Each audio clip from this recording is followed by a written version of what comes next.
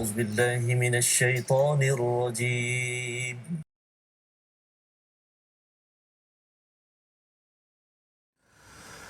أعوذ بالله من الشيطان الرجيم. بسم الله الرحمن الرحيم. الحمد لله رب العالمين. الرحمن الرحيم. مالك يوم الدين. إياك نعبد وإياك نستعين. اهدنا الصراط المستقيم. صراط الذين أنعمت عليهم غير المغضوب عليهم ولا الضالين.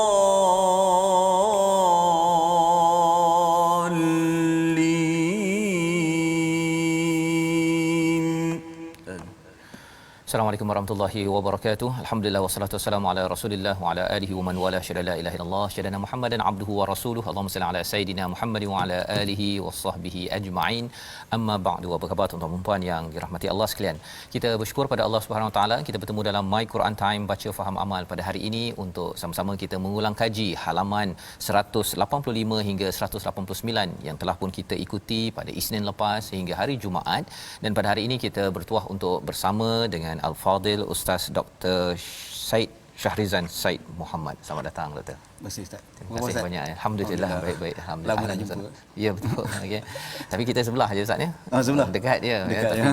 Tapi R&D orang Yalah. penting di Jabatan Agama Wilayah Persekutuan ya. Jabat Mufti. Pejabat Mufti, pejabat Mufti yang penting untuk sama-sama kita dapatkan pencerahan demi pencerahan pada hari ini. 5 halaman yang kritikal di dalam surah Al-Anfal di bahagian hujung, dan di awal surah At-Taubah, surah Al-Bara'ah yang tidak ada bismillah di sebaliknya. Itu apakah isi intipatinya yang ingin kita sama-sama ikuti pada hari ini. Dan juga kita bersama dengan Ustaz Tirmizi. Apa khabar Ustaz?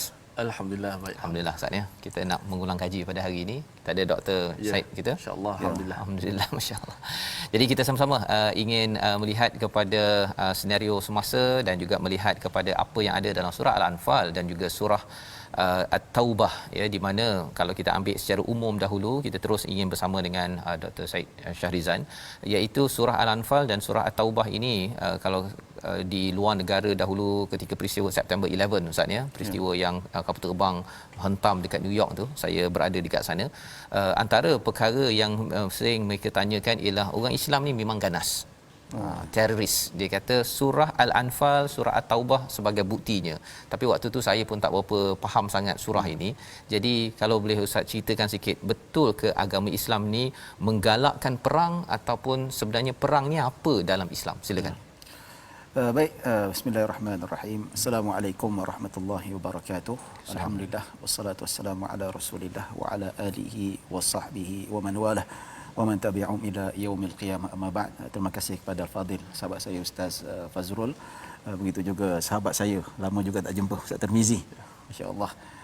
Bacaan permulaan tu kita rasa semangat, membuka hati, keinsafan dan seumpamanya. Jadi bacaan tadi Ustaz Tirmizi dan pembukaan daripada Al-Fadil Ustaz Fazrul tu ialah mendatangkan satu mood yang sangat baik untuk kita berbincangkan pada hari ini tentang surah Al-Anfal. Surah Al-Anfal pun pembukaan cerita pasal harta rampasan perang ya. Jadi itu kelebihan yang kalau kita kata sebut saja harta rampasan perang ni, dia adalah salah satu 5 perkara keistimewaan diberikan kepada umat Nabi Muhammad sallallahu alaihi wasallam yang tak ada pada umat terdahulu. Kalau umat terdahulu perang, harta musuh tak boleh ambil. Hapuskan. Tapi umat Nabi Muhammad dibenarkan. Cuma orang tanya saya, Ustaz, zaman sekarang ni kalau kita perang, nak bawa balik kereta kebal macam mana? Tak reti nak bawa. Ya. Jadi itu kita tak tahu macam mana nak komen lah kan. Kena tanya pada angkatan tentera Malaysia. Angkatan tentera lah kan. Dia boleh buat stay part ke apa, kita tak tahu, wallahu alam. Tapi memang dibenarkan itu. Kita nampakkan satu galakat untuk berjihad. Dan jihad dari segi sudut Islam tu bukan sembrono saja, bukan asal kata boleh berwenang-wenang untuk membunuhnya. Ya, dalam Al-Quran, fa in qataluukum faqtuluhum, kalau kita diserang kita lawan balik, ya, maksudnya adalah satu usaha yang terakhir. Bahkan kalau dalam peperangan ni adalah lebih menjurus kepada mereka yang menentang Islam itu sendiri. Islam datang menguasai dunia, masuk ke satu tempat, menawarkan hidayah Allah, menawarkan agama Allah Subhanahu Wa Taala. Masuk Islam lagi bagus. Kalau tak masuk Islam, kena duduk di bawah pemerintah Islam dan bayar jizyah dan taat pada pemerintah. Kalau tak ada, yang kedua-dua ni tak nak terima, yang ketiga, option yang terakhir. Ini sudah menunjukkan bahawa dalam hal ini bukanlah masuk saja perang, masuk saja perang. Ada diplomasi yang dituntut dalam Islam itu sendiri. Sirah bagaimana ghazwah yang berlaku pada zaman Nabi, tak cukup lagi dengan zaman Khulafa Ar-Rasyidin. Bagaimana memang kita lihat, ya, bagaimana zaman Sayyidina Umar hanya menawan Baitul Maqdis dengan dia menaik keldai. Dapat padri dekat Baitul Maqdis itu serahkan kunci kepada Sayyidina Umar tanpa peperangan pun. Dan masyarakat Kristian Yahudi tetap bebas dengan agama mereka. Masih bebas beragama. Ya. Tapi dengan syarat, ya, iktiraf Islam sebagai pemerintah, bayar jizyah. Mereka boleh terus. Tak adalah kita kata masuk Islam kena paksa bunuh. Tidak. Sebab kata orang ada pemuka-pemuka orientalis liberal mengatakan Islam itu tersebar dengan pedang. Itu tidak benar sama sekali. Bukti kalau kita lihat empire sampai dekat Andalus, kita lihat masih lagi ramai Kristian hidup dengan bebas, tak ada masalah. Maka tidaklah sewenang-wenangnya peperangan itu untuk dilakukan. Sebab kata orang itulah option yang terakhir. Option yang terakhir. Ada tapi bukan itu matlamat yang paling utama. Tapi dia ada, kita tak nafikan sebahagian daripada agama juga. Dan bukan kata apa, peperangan ini sebahagian daripada kehidupan. Kita tak kiralah mana-mana tamadun, Ustaz. Tamadun sebelum mana-mana lagi pun, sehinggalah tamadun Islam, peperangan tetap ada. Ini menunjukkan sunatullah. Benda yang tak boleh kita nak lari. Contoh macam kita lah, Ustaz, ada khilaf. Antara ulama ada khilaf. Orang kata Ustaz ni tak habis-habis khilaf, dia kata. Khilaf tu sunatullah. Fitrah Allah. Kata jangan kata ustaz-ustaz saja khilaf, bukan mazhab saja khilaf. Ya, doktor-doktor pun khilaf. Nak pergi bedah tu ada 3 mendapat doktor. Doktor kata ini tak, kena tunggu jantung stabil dulu baru bedah. Tak boleh. Jadi apatah lagi yang lain-lain, bidang-bidang lain dan sebagainya. Sama juga peperangan, ia memang berlaku daripada zaman ke zaman, dan inilah menunjukkan bahawa itu tuntutan hidup. Yang mana kalau diguna dengan cara baik, baiklah jadinya. Kalau salah guna, dia akan merosakkan masyarakat dunia dan seumpamanya. Baik, Dr. Syahid Sharizan, itu adalah jawapan ya kepada tuan-tuan, untuk saya juga, untuk kita memahami sebenarnya sampai kepada surah nombor 8, nombor 9 ini. Kalau bercakap tentang perang, ramai sahaja orientalis, orang-orang bukan Islam yang bertanya kepada saya, kepada tuan-tuan, berkaitan dengan perang ini. Sebenarnya jawapannya yang telah dikongsikan sebentar tadi, bahawa perang adalah solusi terakhir untuk melindungi selepas ditawarkan hidayah, selepas orang itu bersetuju untuk menghormati law of the land, kepada peraturan kawasan setempat itu. Kalau kita ni dekat Malaysia kena bayar cukai lah, Ustaz, bayar cukai, ya, ataupun kita ada peraturan-peraturan untuk satu negara, ketaatan keselamatan bagi satu negara. Tapi kalau cukai pun tak nak bayar, nak masuk Islam pun tak nak, pasal kalau Islam tu bayar zakat, kan. Jadi kalau dua-dua dia tak nak mematuhi kepada social contract sosial, maksudnya orang ni kau memang tak layaklah berada dalam sosial kami. Itu poin yang sedang disampaikan apabila kita bertemu dengan istilah qital di dalam Al-Quran. Dan ada peraturan, Ustaz, ya. Ada peraturan, itu sebabnya kita nak melihat kepada salah satu peraturan pada ayat 185, muka surat 185 pada ayat yang ke-65 hingga 66. Yang ada dimulakan dengan istilah ya ayyuhan nabi, berbanding dengan tempat lain ya ayyuhan nas, ya ayyuhallazina amanu. Di sini ada ya ayyuhan nabi, yang kita nak lihat mengapa ada perkataan ini, dan mesej ini untuk siapa sebenarnya? Khas untuk nabi saja ke, ataupun juga untuk kita sebagai umat Nabi Muhammad? Kita baca dahulu daripada ayat 65 hingga 66 dipimpin Ustaz Tirmizi. A'udzubillahi minasyaitonirrajim. يا أيها النبي حرض المؤمنين على القتال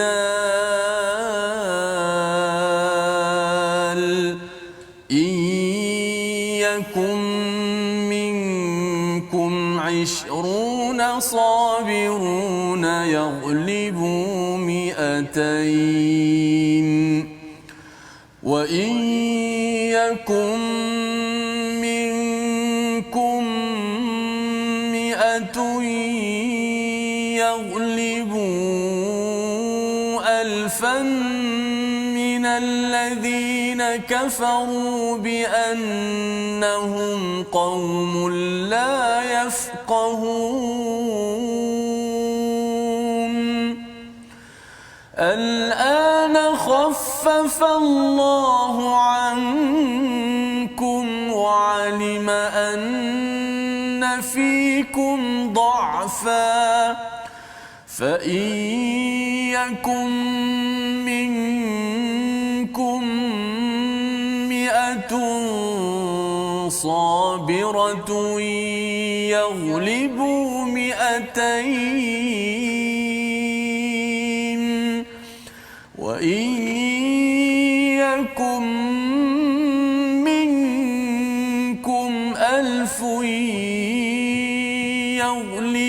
يغلبوا ألفين بإذن الله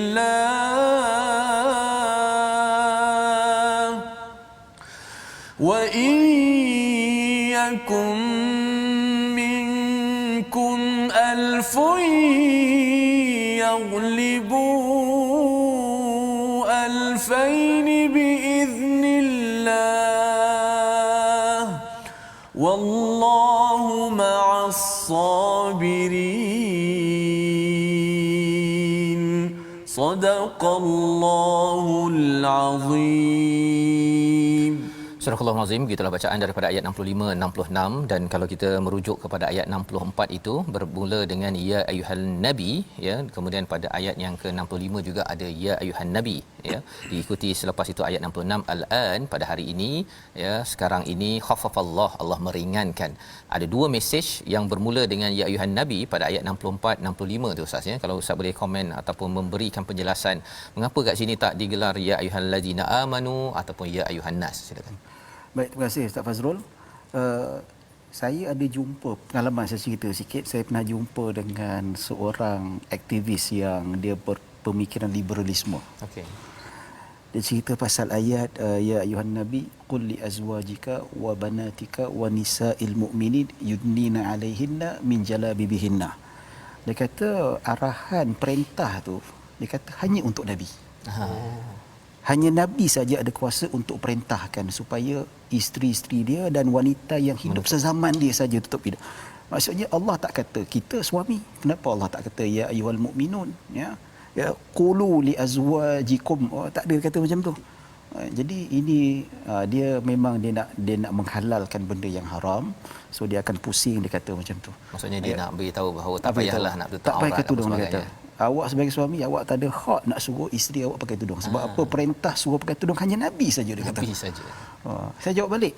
Ya, awak terima hadis tak? Saya terima hadis, dia tak berani nak kata tolak hadis. Saya kata dalam Al-Quran hadis 40, ya, hadis yang mana diriwayatkan oleh Imam Muslim, hadis yang sahih yang tak ada pertikaikan kesahihannya, ya, ulama zaman berzaman. Dalam satu hadis Nabi kata innallaha tayyibun la yaqbalu illa tayyiban. Allah itu baik dan Allah tidak akan menerima kecuali benda yang baik, yang suci saja. Dan Allah sambung lagi innallaha amaral mu'minina bima amaral mursalin. Allah perintah kaum mukmin seperti mana Allah perintah golongan para nabi dan rasul. Kemudian Nabi membaca ayat ya ayyuhar rasul kulu minat tayyibati wa'malu salihah. Ya. Maksudnya Nabi nak bagi isyarat, walaupun ayat ni dia kata ya ayyuhar rasul kulu minat tayyibati wa'malu salih, walaupun ayat ni dikhususkan untuk para rasul, tetapi Nabi kita sebenarnya untuk para mukmin juga, pengikut-pengikut rasul juga. Nabi sini dah cakap, ya, siapa kita nak kata khusus untuk nabi? Nabi kata walaupun ayat itu untuk para nabi, untuk nabi, tapi Nabi sendiri yang explain. Nabi sendiri yang kata bahawa ayat ni untuk orang Islam juga. Cuma adalah perbincangan ulama Ya, kenapa dikhususkan kepada Nabi sallallahu alaihi wasallam? Antara sebab mungkin Ustaz Fazul boleh tambah lagi macam mana ke? Ya, tentang ayat ayuhan Nabi. Kenapa banyak ayat yang cerita pasal wahai Nabi, wahai Nabi. Ini satu ijaz dan menunjukkan bahawa Al-Quran ni bukan daripada Nabi sallallahu alaihi wasallam. Memang daripada Allah. Kalau Nabi nak buat Al-Quran sendiri, dia takkan buat ayat macam tu. Ini menunjukkan memang Al-Quran ni memang ada Allah benda yang sangat-sangat agung menurunkan ayat Al-Quran pada Nabi sallallahu alaihi wasallam, dan bunyinya memang perkataan yang kita hayati betul-betul perkataan Tuhan pada hamba dia. Ya. Itu antara ijaz lah ya.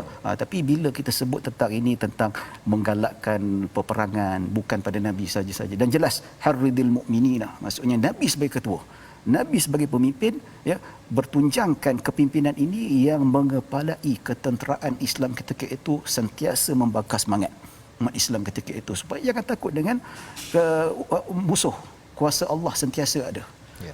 Mengatasi segala-galanya. Insya-Allah 20 orang dengan kuasa Allah, dengan izin Allah, Allah boleh hantar berapa ramai malaikat.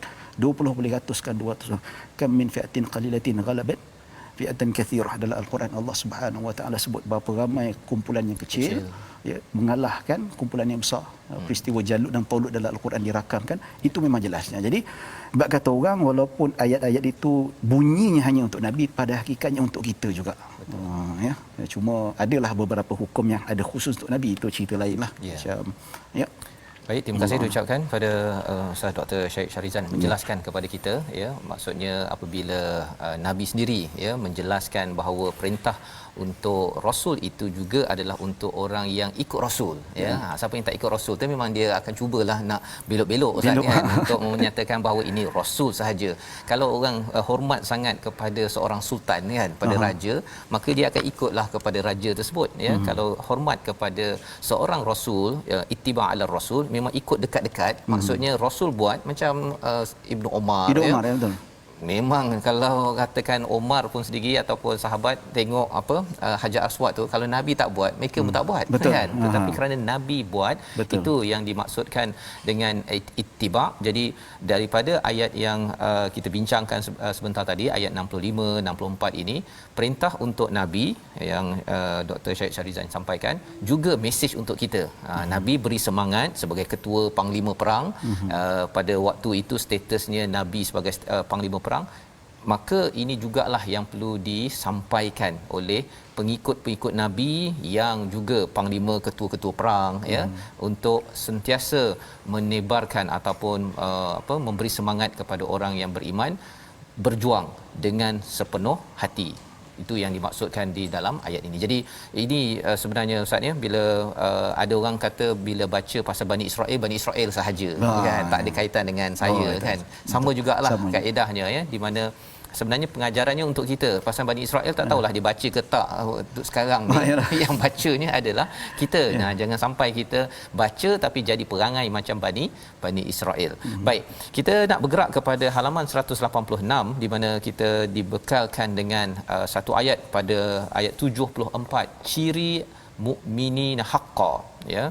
Pada ayat 64 kita baca dahulu bersama 74 ya, ayat 74 bersama Ustaz Tirmizi, di mana ini adalah antara ayat terakhir, dua ayat terakhir dalam surah Al-Anfal. Tetapi dalam masa yang sama, dua ayat pertama dalam surah Al-Anfal juga bercerita tentang mukminun haqqa ya, tentang mukmin yang sebenar-benarnya.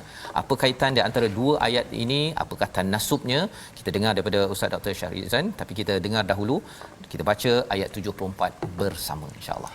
InsyaAllah kita berpindah pada ayat yang ke-74 muka surat 186, ciri-ciri mukmin yang sebenar yang diberikan keampunan oleh Allah Subhanahu Wa Taala. Ada sebelum tu tadi sebut, bila sebut pasal peperangan, saya ada soalan sikit sebenarnya. Ya, soalan peribadilah maksudnya. Dia sebut tentang perang ni, dia nampak macam semangat jihad dan sebagainya. Dalam Quran sebut kalau jumpa musuh jangan kamu berganjak dan sebagainya. Dia ada sebuah hadis yang disebut la tatamannau liqa al-adu kan, yang kamu berharap jumpa musuh. Salah satu adab yang Islam ni bagaimana dari sudut keutamaan? Okey, Ustaz jawab. Saya baca dulu lah. Baca dulu Ustaz. Okey, bagus soalannya. Ayat 74, jom sama-sama kita baca sikit. Auzubillahi minasyaitanir rajim.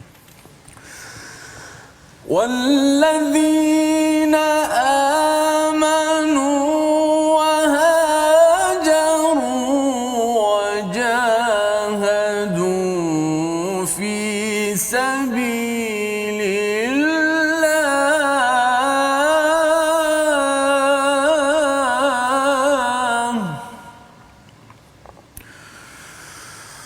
وجاهدوا في سبيل الله والذين آووا ونصروا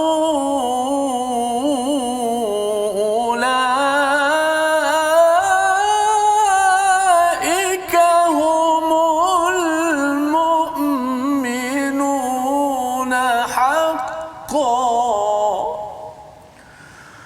لهم مغفرة ورزق كريم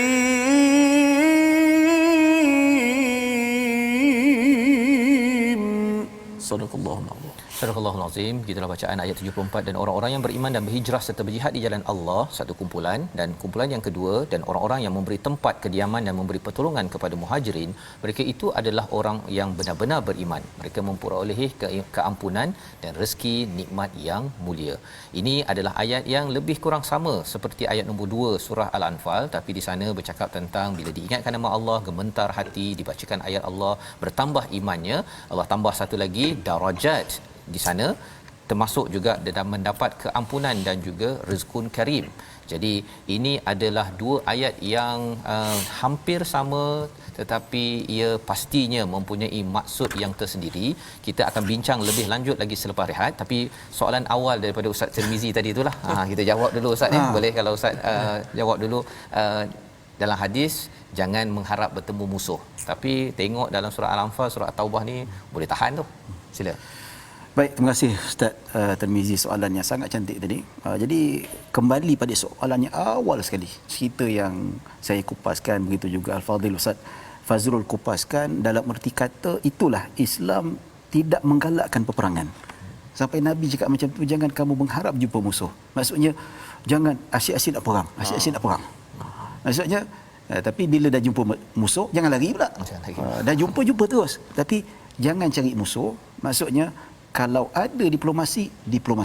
Sebab itu Islam kedamaian tu kedamaian.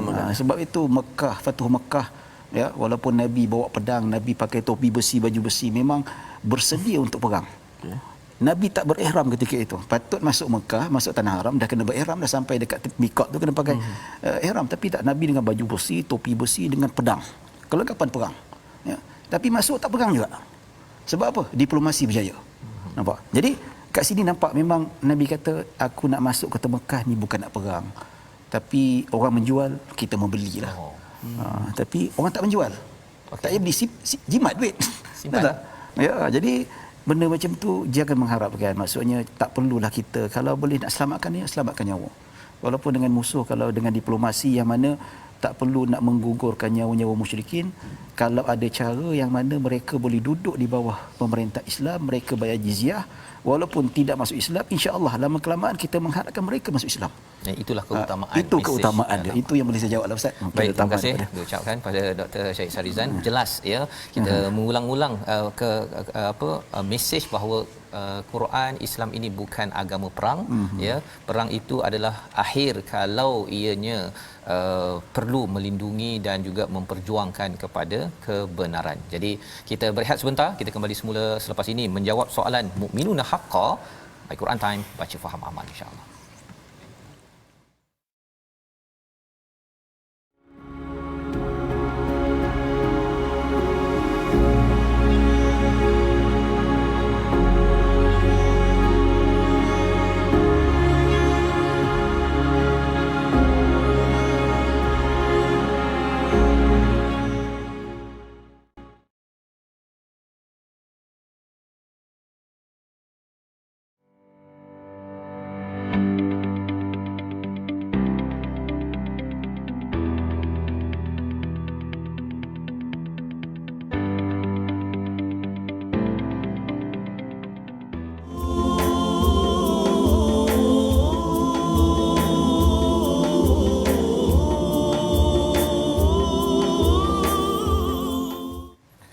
Alhamdulillah, kita kembali dalam My Quran Time pada hari ini bersama dengan Al-Fadhil Ustaz Dr. Syed Sarizan untuk kita terus membincangkan tentang bagaimana intipati halaman terakhir daripada surah Al-Anfal, di mana surah ini adalah surah Madaniyah, surah yang turun selepas Nabi berhijrah daripada ke Madinah itu, dan surah ini adalah surah yang penuh dengan panduan disiplin bagi sebuah organisasi untuk berjaya. Analisis tentang Badar dilaksanakan, dan apabila sudah mendapat peluang untuk membahagi-bahagikan, ada ghanimah. Apabila sahabat bertanya kepada Nabi tentang Anfal ini, Allah memberi 40 ayat pertama sebagai lecture, sebagai peringatan, sebagai pengajaran. Sebelum pada ayat 41 Allah memberitahu jawapan, iaitu 1/5 adalah untuk Allah dan Rasul, dan yang selebihnya itu boleh dimanfaatkan oleh tentera-tentera pada waktu itu. Pentingnya untuk jelas hala tuju dalam kehidupan, dalam perjuangan, agar jangan sampai mengharapkan komisen, bonus semata-mata, tetapi segala kerja itu adalah kerana Allah, tanpa menidakkan bahawa ada bahagian masing-masing di dunia ini. Jadi ini adalah antara perkara yang ingin kita bincangkan. Sebentar tadi sebelum rehat kita sudah melihat kepada ayat 74 menceritakan tentang kumpulan mukminun haqqa, orang beriman yang sebenar-benarnya, yang juga disampaikan pada ayat 2 daripada surah Al-Anfal. Terus kita bersama dengan Al-Fadhil Ustaz Dr. Syed Sarizan untuk menjelaskan, Ustaz, apakah kaitan dua ayat tersebut, agar mana satu yang saya kena jadi, yang ayat 2 ke ataupun ayat 74 ini sendiri. Silakan. Baik, alhamdulillah, salatu wassalamu ala Rasulillah wa ala alihi wasahbihi wa man walah wa man tabi'ahum ila yaumil qiyamah. Baik, orang yang baca terjemahan ni, dia sebab tu kita kena buka tafsir, kita kena buka konsep dari segi sudut makna Al-Quran yang sebenar. Yang ni kata bila sebut nama Allah dia rasa takut. Ini iman. Tapi ni kata lain pula, berhijrah, berjihad lain. Jadi dia kalau kita lihat perbahasan di kalangan para ulama, sebab itu ada kata-kata Ibnu Umar, dia kata al-imanu qaulun wa amalun. Iman itu bicara, kata-kata dan amalan, bukan hanya hati. Kalau ayat kedua daripada surah Al-Anfal, innamal mu'minuna alladzina idza dzukirallahu wajilat qulubuhum. Orang beriman itu apabila disebutkan nama Allah maka hatinya rasa gentar. Ya, lepas tu wa idza tuliyat alaihim ayatuhu zadatuhum imana. Apabila dibacakan ayat-ayat Allah maka akan bertambah imannya. Ya, jadi dalam hal ini cerita tentang keimanan dalam hati, i'tiqad. Apabila dia betul-betul tinggi keimanan pada Allah Subhanahu Wa Taala, maka sebut saja nama Allah, konsep ihsan tu datang. Takut pada Allah, takut dengan dosa sendiri, takut dengan azab Allah Subhanahu Wa Taala. Ketinggian keimanan hati itu. Berbanding kalau golongan munafik, sebut nama Allah ke, sebut 30 juzuk depan dia buat tak tahu ya, sebab iman tak ada. Itu tidak melengkapilah catra-catra yang menepati kriteria seorang beriman. Manakala ayat yang ke-74 pula ada dari segi sudut amalan. Maksudnya iman itu bukan saja terbukti pada hati, hati itu hanya dinilai oleh Allah, tapi manusia menilai keimanan itu melalui amalan dan kata-kata. Jadi apabila disebutkan bila dia itu imannya kuat dalam hati, maka dipotretkan dalam bentuk amalan. Sebab itu dalam hadis Nabi SAW sebut al-imanu bid'un wa sab'una syu'batan, atau fi riwayah bid'un wa sittuna syu'batan. Iman itu ada 70 lebih pecahan, dalam riwayat 60 lebih. Maksudnya pecahan tu amal-amal soleh apabila dihimpunkan, inilah yang menunjukkan tanda-tanda keimanan seseorang. Ada buktinya. Bukti dia iman. Ya. Kalau dapat buat yang ke-70 lebih itu memang makam tertinggi lah. Ya, maksudnya kalau dapat kita sebagai mukmin, kita buat yang sebaik mungkin. Tapi Imam Al-Baihaqi rahimahullah ta'ala, dia mengumpulkan hadis-hadis yang menceritakan tentang keimanan. Nama kitab tu Syu'abul Iman. Itu sangat bagus dibaca, dan buku tu pun ada saringan yang diringkaskan lagi untuk kita lebih faham apakah 60 lebih ataupun 70 lebih sebagai satu bukti keimanan seseorang itu. Antaranya disebutkan dalam ayat 74 yang dibacakan tadi oleh Al-Fadhil Ustaz Tirmizi. Ya, dia kata mereka yang berhijrah. Berhijrah tanda keimanan, meninggalkan harta benda, meninggal kebun, meninggalkan yang jutawan, tinggalkan hartanya pasal beriman pada Allah Subhanahu Wa Taala, nak selamatkan akidah. Itu tahap tertinggilah. Ya, sampai kata orang, bayangkan kita tinggalkan rumah banglo besar-besar pasal apa? Nak selamatkan akidah, nak selamatkan Islam, nak selamatkan maruah Islam. Maka tidak hairanlah pengorbanan seperti ini menunjukkan tingginya keimanan seseorang. Maka tidak hairanlah Allah mengatakan humul mu'minun haqqan, betul-betul beriman. Kalau orang yang tak betul-betul kuat imannya, tak apalah, nantilah tinggal ya kita nak selamat akidah nantilah, harta aku lebih penting. Itu mungkin. Ya. Begitu juga disebutkan mereka yang berjihad fisabilillah. Ya, bila ditanya oleh seorang sahabat Ibnu Mas'ud radhiyallahu anhu, ya, dia kata apakah amalan terbaik dalam Islam? Nabi kata as-salatu fi waqtiha, solat pada waktunya. Ya, kedua birrul walidain, buat baik pada mak bapak. Ketiga al-jihadu fisabilillah. Maksudnya ialah solat sudah tentu hak kita pada Allah, manakala hak pada ibu bapa kita juga melakukan, maka jihad terletak nombor 3 ni, hak agama, untuk menjaga agama. Kita sanggup berjuang, kita tahu risiko depan mata kita. Kita tahu nyawa kita boleh melayang, tapi disebabkan keimanan, tak apalah, nyawa hilang pun tak apalah, biar bini aku jadi janda tak apalah, anak aku jadi yatim, yang penting aku nak kerjakan syahid Allah Subhanahu Wa Taala. Maka tidak heran Allah kata humul mu'minun haqqan. Sebab apa? Sanggup korbankan demi Allah Subhanahu Wa Taala. Saya ni tak tentu lagi, Ustaz. Tak tentu lagi. Cuba kalau kata jihad, kita nanti alasan, saya tak kerti pegang senapang. Saya tak kertilah, tak apalah, bagi orang lain dululah. Tak tahu lagi. Dia tak pasti lagi iman saya. Ustaz Fazrul dengan insya-Allah lah. Ya. Dan begitu juga ya. Awau wa nasaru, maksudnya mereka yang sanggup habiskan harta, golongan Ansar. Ya, mereka menganggap orang asing ni, dia kata macam saudara sendiri. Ya, ada yang bagi anak dara ni kau kahwinlah. Ada yang nak ceraikan salah seorang isterinya, nak serahkan pada saudara muhajirin dia. Ada yang 2 tingkat rumah, 1 nak bagi kat kawan muhajirin itu. Korban yang sangat besar. Kita ni kat Malaysia ni bagaimana nak meraihkan orang asing. Sebahagian orang kita ni ialah walaupun dia tu bangsa asing dan penegara asing, tetapi dia agama, saudara seagama Islam kita. Isu pasal Rohingya Ustaz ni, tahun lepas ya, kerajaan cuba nak selamatkan, cuba nak apa, ada masyarakat kita yang bising. Kenapa nak lebih-lebihkan sangat orang Rohingya ni, orang Malaysia lagi susah. Yalah, maksudnya jangan lupakan orang susah kat Malaysia, tapi dalam masa yang sama ada orang susah kita kat luar tu perlu ditolong. Kita menunjukkan sebahagian masyarakat kita kat luar tu nak dibandingkan dengan keimanan orang Ansar, jauh sama sekali. Jauh sama sekali. Ya, masih lagi sikap mementingkan diri sendiri itu sangat kuat.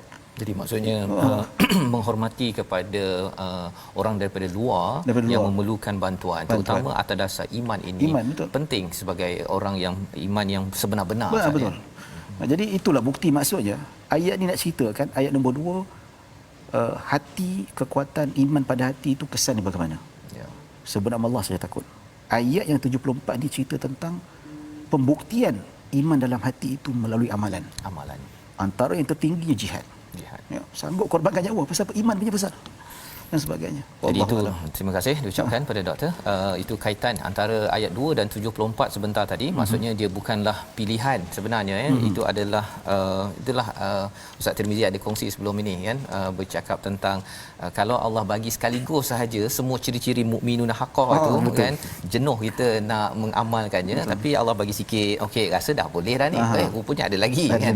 Ada lagi depan lagi. Jadi ia adalah sebagai satu dos macam makan ubat lah kan. Makan sikit untuk menenteramkan, untuk merawat kepada hati kita, berbanding dengan diberi sedebuk ubat tersebut mungkin boleh mati pun kan kalau makan ubat sampai 30 biji sekaligus. Dan ini adalah bagaimana pendekatan yang digunakan di dalam Al-Quran untuk sama-sama kita dapat hargai. Baik, kita nak bergerak kepada surah yang ke-9, surah Bara'ah ataupun surah At-Taubah pada muka surat 187. Kita melihat kepada ayat ini yang telah pun kita belajar tuan-tuan sekalian, dan satu daripada perkara yang menarik apabila di dalam surah ini ya, pada ayat yang kedua ada beri peluang. Walaupun dah 6 ayat ini turun pada Nabi sallallahu alaihi wasallam di Madinah, dihantar kepada Ali, sampaikan kepada Abu Bakar ketika dalam perjalanan ke Mekah itu, tolong beritahu, isytiharkan di haji nanti 6 ayat ini. Ada disclaimer. Ingatkan biasanya kalau orang dah berperang, dah menang ni Ustaz ya, sila get out kan. Tapi ini katanya ada bagi 4 bulan. Kita baca dulu ayat yang kedua, kemudian nanti kita akan lihat bagaimana apa maksud di sebalik 4 bulan ini. Lepas 4 bulan kena keluar ke ataupun apa sebenarnya. Kita baca ayat yang kedua daripada surah At-Taubah. Silakan Ustaz. A'udzubillahi minasyaitonir rajim. فسيحوا في الأرض أربعة أشهر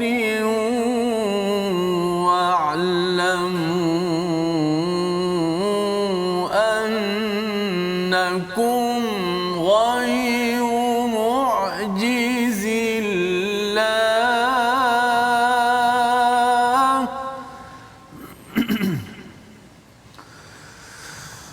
فسيحوا في الأرض أربعة أشهر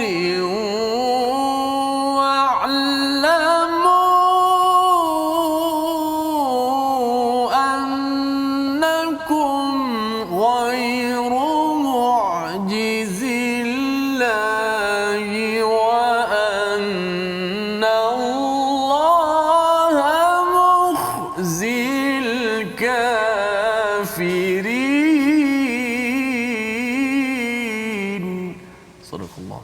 Surah Al-Nazim. Maka berjalanlah kamu kaum musyrikin di bumi selama 4 bulan dan ketahuilah bahawa kamu tidak dapat melemahkan Allah dan sesungguhnya Allah menghinakan orang-orang yang kafir. Tuan-tuan sekalian, ayat ini dibacakan kepada orang-orang musyrik yang masih lagi ada dekat Mekah ya. Pada waktu itu Fathu Mekah sudah berjalan pada 8 Hijrah dan kemudian Abu Bakar, Nabi tidak pergi lagi ke Hajj pada waktu ini, membuat pengumuman ya. Saidina Ali membuat pengumuman ini kira adalah orang musyrik dekat depan mata ya, dengar kata okey 4 bulan bolehlah berjalan-jalan ini, tapi apa maksud di sebalik 4 bulan dan selepas itu mereka kena buat apa setelah pengumuman besar-besaran dilaksanakan di depan Kaabah ini.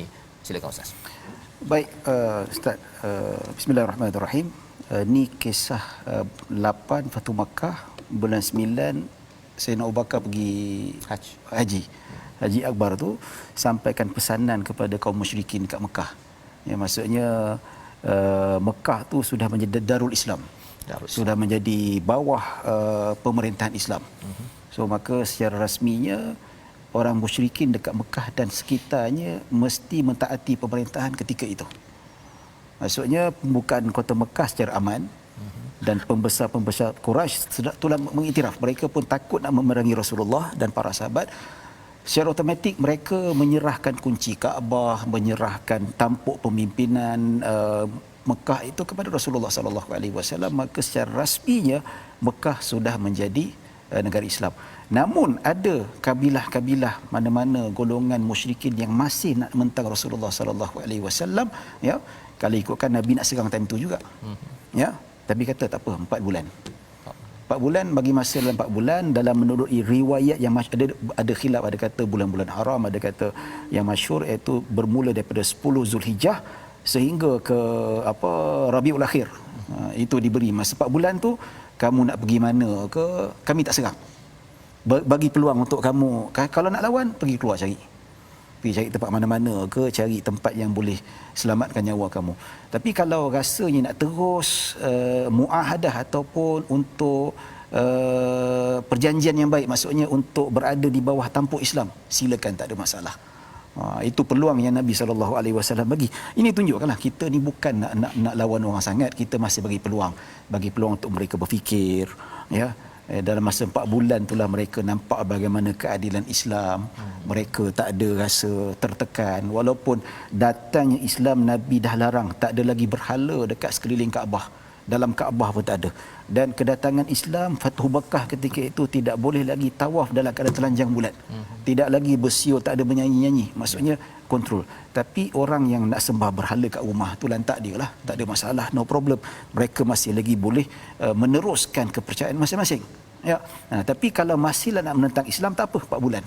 Dalam masa 4 bulan itulah kamu merancang apa-apa sekalipun, rancang, ya, kami tetap akan serang. Dan perancangan kamu nak jatuhkan Islam sama sekali tidak akan menghina Allah Subhanahu Wa Taala dan tidak menghina agama, malah kamu menghina kamu sendiri dan kamu akan tunggu akibat daripada Allah Subhanahu Wa Taala. Jadi inilah kita kata toleransi dalam Islam itu sendiri. Maksudnya peluang nak nampakkan cantiknya Islam, nak bagi orang berfikir, tidak gelojoh dan tidak memaksa, maka inilah kalau kita lihat ayat ni merupakan satu penerangan yang sangat hebatlah kalau kita baca tafsirnya, kalau kita baca asbabun nuzul dan seumpamanya, kita nampak keinginan Islam dalam meraihkan golongan-golongan yang enggan beriman pada Allah Subhanahu Wa Taala. Jadi sebenarnya Ustaz ya, kalau kita melihat bahawa diberi masa 4 bulan. Jadi lepas 4 bulan 4 bulan ni sebenarnya untuk mengelakkan mereka ni menyerang. Ya, menyerang. Tapi kalau lepas 4 bulan dia masih lagi dia tidak masuk Islam, ya. Tapi dia tak serang. Okey ke tak okey dia duduk kat Mekah? Dia kalau ikutkan dia kalau tak nak bayar jizyah, ya, dia tetap dikira melawan lah, macam melawan. Contoh kita kan lah, macam tak bayar LHDN kan. Tak bayar apa, dah tak surat, tidak kena saman. Ya, tapi bila dia menentang arahan pemerintah tu, maksudnya dia isytihar melawan pemerintah. Dan dia akan menyebabkan hasutan pada kabilah-kabilah lain. Jadi maka ini perlu dikekang. Maka antaranya dah tak ada jalan lain, diperangilah gitu. Sedangkan peluang diberikan, mungkin kata kena bayar jizyah. Kenapa bayar jizyah? Tak nak bayar jizyah masuk Islam. Ya. Settle, selesai masalah. Itu yang kalau kita lihat di dalam surah ini pun ayat yang ke-5 iaitu jika mereka bertaubat, dengan tanda taubat tu solat dan bayar zakat kan. Bayar zakat. Kalau orang Islam dia ada bayar cukai juga, zakat. Kemudian kalau orang yang bukan Islam dia bayar jizyah tadi. Okey. Kan tanda bahawa juga maksudnya kalau dia kata nak mempertikaikan orang bukan Islam kena bayar jizyah, orang zakat pun bayar zakat juga, kena bayar zakat. Ya. Dan ada peruntukan fiqah juga. Islam tak zalim. Orang ada pun tanya, Ustaz, bagaimana kalau orang bukan Islam pada zaman Nabi? Dia memang fakir miskin. Kena bayar jizyah juga ke? Ada perbincangan ulama. Islam ada timbang tara dia. Tak adalah zalim. Saya ni tak beriman pada Allah tapi miskin, duit tak ada. Tak adalah Islam nak paksa macam tu. Ada peruntukan fiqah, ulama-ulama ada bincangkan sampai tahap begitu sekali. Cuma ulama bincangkan bara'atul zimmah, dihutang ke ataupun disebabkan fakir gugur saat itu bayar jizyah, ataupun bila dah kaya kena bayar balik, kena qada balik. Itu ada perbincangan panjang di kalangan para ulama lah. Jadi menunjukkanlah bahawa nak ceritakan bahawa kalau orang kafir miskin sekalipun tak mampu nak bayar jizyah, tak payah bayar jizyah. Macam tu. Jadi nampaklah kita tak ada memaksa, Islam tak ada memaksa. Yang penting mereka tidak menyusahkan orang-orang di sekitar itu kan, dengan menyerang Islam. Ya, menyusahkan orang di sekitar. Bagi peluang lagi tu. Mana dah dalam sejarah, ya, kalau empire, seorang satu empire tu tak ada bagi muka, habis-habisan dihabiskan. Sapu habis. Islam bagi 4 bulan. Ustaz bayangkan mana terorisnya, siapa tak tahulah nak kata apa. Ya, betul. Jadi kita ingin terus pada halaman 188 ya, bila bercakap tentang ini adalah peristiwa Allah. Kalau tadi pengumuman di depan Kaabah ataupun dah menang, tapi di flashback balik ya pada ayat yang ke-7 itu tentang satu perjanjian ya. Ini peristiwa sebelum peristiwa Fathu Mekah ini, iaitu Hudaibiyah. Kita baca ayat ke-7 sebagai ulang kaji kita yang akhir pada hari ini. Silakan Ustaz. Baik. Auzubillahi minasyaitanir rajim. Kaifa yakunu lil musyrikina 'ahdun 'inda Allahi wa 'inda rasulihi illa alladhina 'ahadtum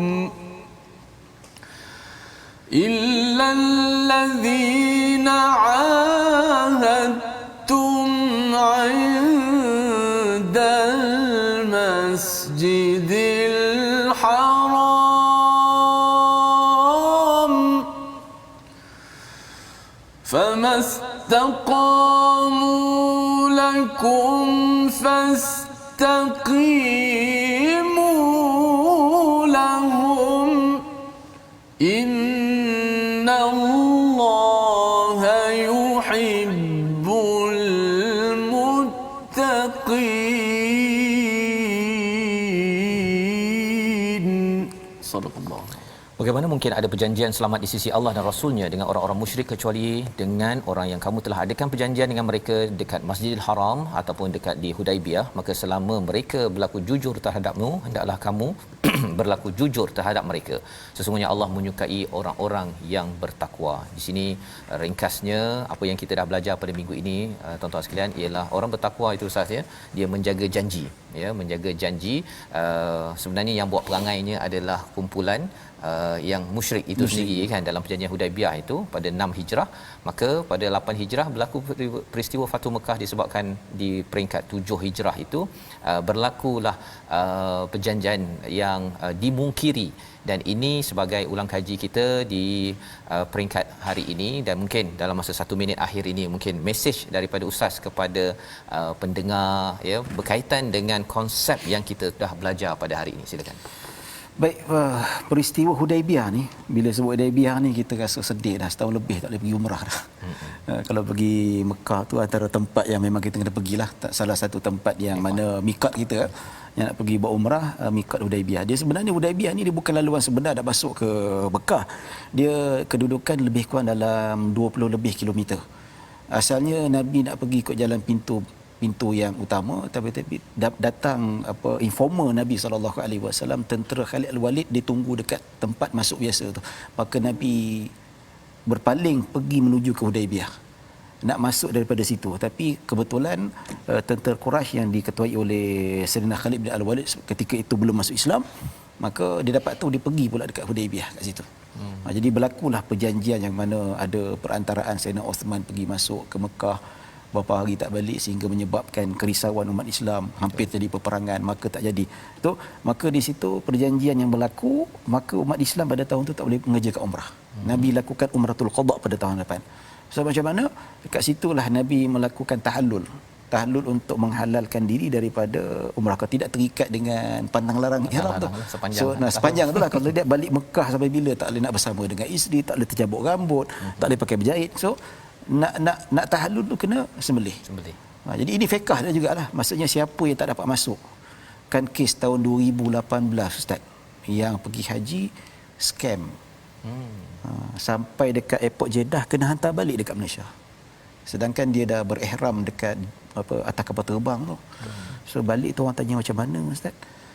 Jadi saya tanya ada niat bersyarat tak? Tak ada bersyarat gitu. Kena tahallul lah. Kena tahallul untuk bebaskan, sebab dia dah berihram ketika kapal terbang. Sembelih Malaysia lah. Kat Malaysia lah. Macam mana kan? Ataupun kita kirim orang kat sana ke macam mana. Jadi itu fiqh. Maksudnya sahabat pun mentahallulkan dirinya. Maka di sini menunjukkan bahawa Islam diplomasi. Ya, dari segi fiqh boleh berjanji dengan orang musyrik. Dalam bab kedamaian ni boleh berjanji, dan begitu juga dalam bab muamalat boleh ikat janji berjual beli dengan orang bukan Islam. Contoh ini dari segi hukum akam. So nak tunjuknya perjanjian itu berlaku, yang mana Ustaz Fazrul sebut perjanjian Islam, Rasulullah dan para sahabat pegang pada janji. Walaupun kata Allah dia ni bukan Islam, kita langgar, tak. Ya, wal muslimuna ala syurutihim. Orang Islam mestilah mengikut pada syarat-syaratnya, janji-janji dia. Walaupun memegang pada janji, walaupun bukan orang Islam, dah janji je pegang. Ya. Tapi zaman sekarang duk langgar janji, main langgar saja. Jadi apatah lagi dengan orang Islam, bukan dengan orang Islam sendiri. Ini menunjukkan Islam cukup toleransi. Cuma yang langgar janji siapa? Kabilah-kabilah musyrikin yang nak menentang Islam.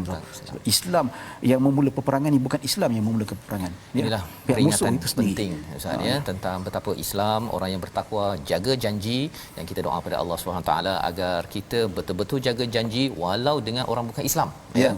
Kerana ini panduan daripada Al-Quran. Kita berdoa pada Allah SWT sama-sama di hujung ini agar kita menjadi orang yang bertakwa. Saya persilakan Ustaz Dr. Syarizan untuk memimpin doa ringkas kita di hujung Ustaz ya. Betul Ustaz Tirmizi. Baik, bismillahirrahmanirrahim. Alhamdulillahirabbil alamin, wassalatu wassalamu ala asyrafil anbiya wal mursalin wa ala alihi washabbihi ajma'in. Rabbana zalamna anfusana wa illam taghfir lana wa tarhamna lanakunanna minal khasirin. Ya Allah, ya Tuhan kami, ampunilah dosa-dosa kami, dosa kedua-dua ibu kami ya Allah, dan ampunilah segala apa yang telah kami terlanjur ya Allah. Ya Allah, angkatlah kami daripada segala wabak, segala malapetaka yang menimpa kami pada hari ini. Ujian-Mu sangat besar ya Allah, maka ringankanlah ujian-Mu terhadap kami ya Allah. Ya Allah, jikalau dosa-dosa kami, kesilapan kami menyebabkan kemurkaan-Mu sehingga Engkau menurunkan bala ke atas kami ya Allah, maka ampunilah dosa-dosa kami ya Allah. Teruskanlah hidayah dia dalam hati kami, campakkanlah ketakwaan dalam hati kami, begitu juga kepada seluruh umat Islam, anak saudara kami, sanak saudara kami, ahli keluarga kami, supaya kami berada di bawah hidayah-Mu ya Allah, sentiasa mengabdikan daripada-Mu ya Allah. Ya Allah, jadikanlah Al-Quran sentiasa berada di dalam hati kami, jadikanlah Al-Quran sentiasa membasahi lidah-lidah kami ya Allah. Jadikanlah kami insan yang cuba dan berusaha untuk memahami kalam-kalam-Mu ya Allah dan beramal dengannya ya Allah sebagai jalan hidup kami ya Allah. Rabbana zalamna anfusana wa illam taghfir lana wa tarhamna lanakunanna minal khasirin.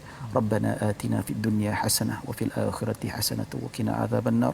Wa sallallahu ala sayidina Muhammadin wa ala alihi wa sahbihi wasallam. Alhamdulillahirabbil alamin.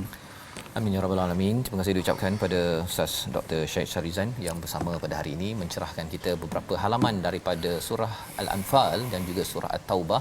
Moga-moga ini akan menambahkan kefahaman kita, amalan kita, komitmen kita kepada Al-Quran untuk terus menyebarkan amalan takwa.